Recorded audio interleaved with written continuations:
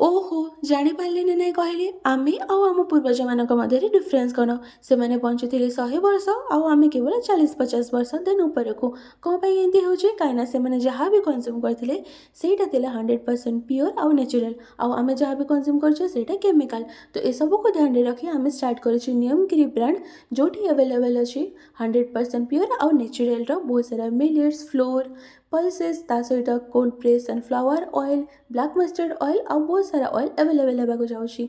तो आम website www.niyamgiri.com को विजिट करके आपण चेक करेंगे ऑर्डर करेंगे। तो ये ही विजिट करूँ और चेक करूँ with affordable price and no preservative. तो आज मो रेसिपी आसला भाविली कहीं आज किसी हेल्दी स्टार्ट करिया देन मो मिलेट्स बनैली और मिलेट्स बनैयाटा बहुत ही इजी लाइक मो पियाज जस्ट अदा कंचामर्च को भाजी देकी मो पाखे जो भी वेजिटेबल अवेलेबल थिला ताको भाजी देकी मो मिलेट्स पकईदेली और 2 सीटी मारदेली एंड इट माने बहुत ही टेस्टी बनथिला ताको मो सर्व कली कर्ड सहित। तो थरे ए रेसिपी भी ट्राई करेंगे आ मो बहुत सारा रेसिपी आने को चाहूँगी। तो जानते हुए विजिट करंतु आज एतिकी।